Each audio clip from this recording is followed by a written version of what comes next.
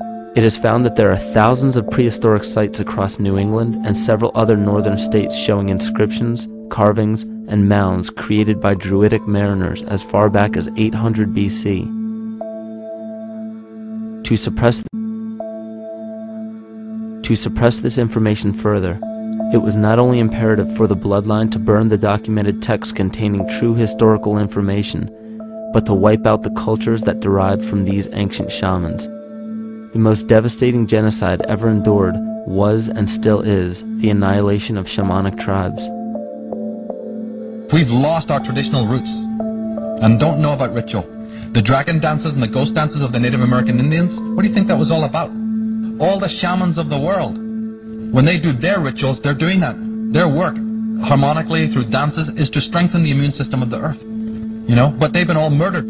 So that was why in the 17th century, exactly the same period I'm talking about, there was an all-out agenda that when you come across indigenous people, you annihilate them. Columbus was sent on his expedition along with agents of the crown to disrupt the lives of the natives and seize mineral resources.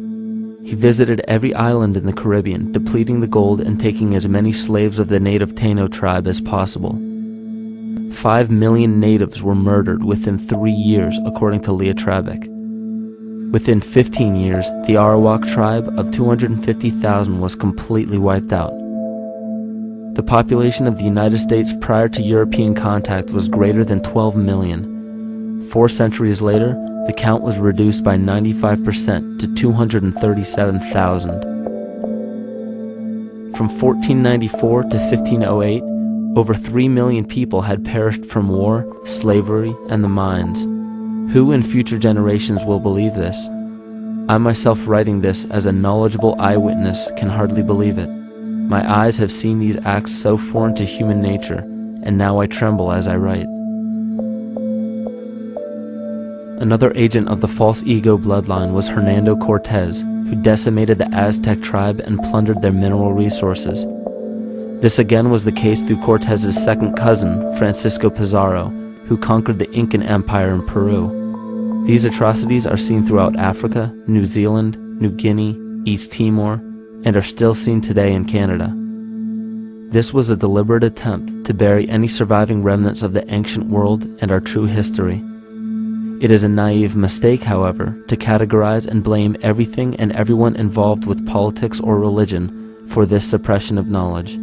It is only natural for people to crave spiritual understanding when there are so many manufactured missing links and perversions in the spiritual texts today. And due to this void of spiritual wisdom, honest and moral people who are simply trying to understand their place in this world become the prime consumer market for those who wish to exploit this vulnerability. To have enough power to run our own lives, basically. If we look at the New Age movement, for instance, which is another kind of trap in all of this, where people might end up actually. They're looking for something so bad that they're taking all these things that are handed to us or to them. But it's not really based on any real understanding. It's still kind of coming from a religious type of perspective. People are genuinely seeking something new. They're genuinely seeking a new type of spirituality, or to better themselves, or to change something. But this is being hijacked, and what they actually do is that they lead you into another type of group mentality or new age religion, whatever it is, and people still are not able to kind of really break free from that and follow their own journey or their own path, which I think is very important in all of this.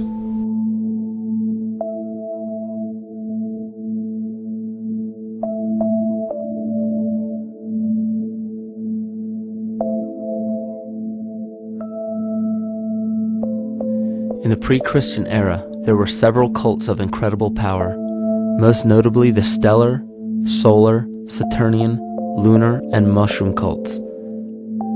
It is simple to see that worshippers of the lunar goddess comprised of the lunar cult. The worship of sun gods were indicative of the solar cults.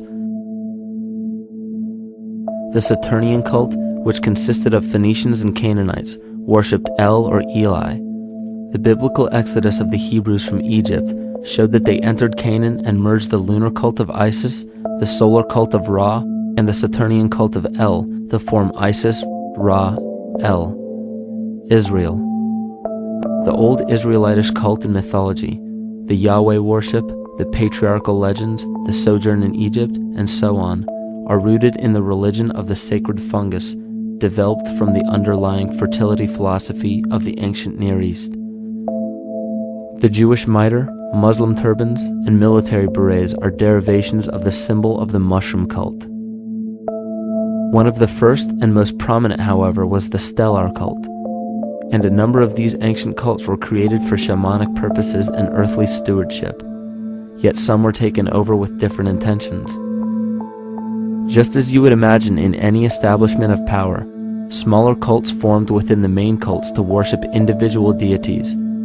The cult of Mithras and the cult of Dionysus are two examples.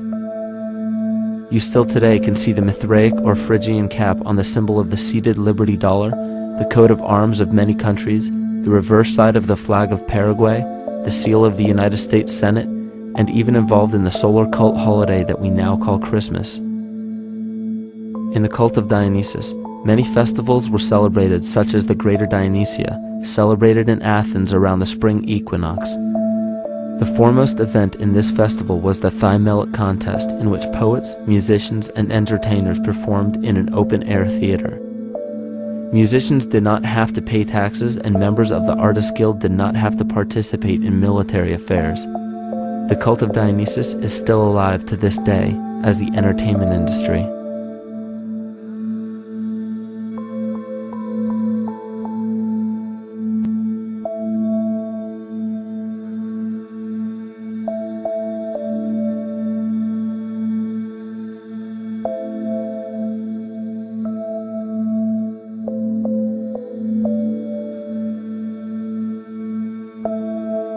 These cults still exist in many important positions of power throughout the entire civilized world. Yet the most important function of these groups is to manufacture the consent and complicity of the people. The conscious mind is the creative mind. It's the one that has your personal identity into it. It does the real thinking.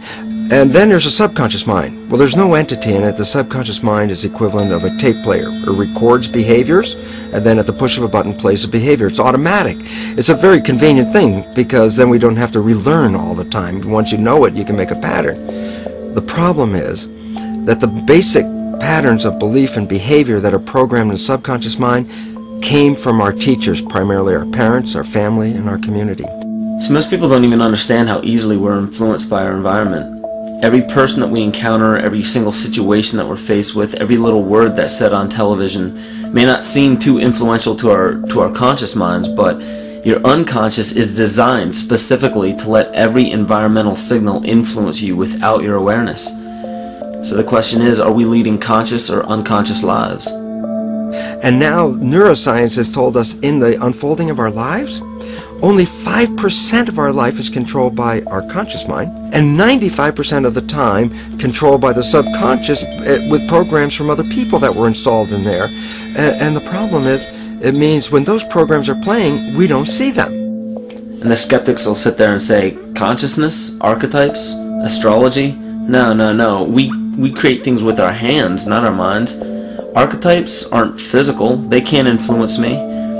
But when you think of the fact that we're only conscious of this small little fraction of our behavior, what we don't realize is that entire countries, entire civilizations that think they're free and independent, but are unconsciously too afraid to be free and independent, they will beg to be governed. And if they can't do it themselves, who do you think will consciously or unconsciously take that responsibility? It usually ends up being that strong, masculine, animus archetypal figure.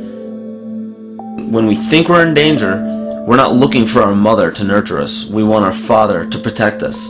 And right on cue with the age of fear, this age of catastrophe, the age of this parasite, we see masculine domination. And one of the primary conduits for giving our responsibility and our conscious energy away is money.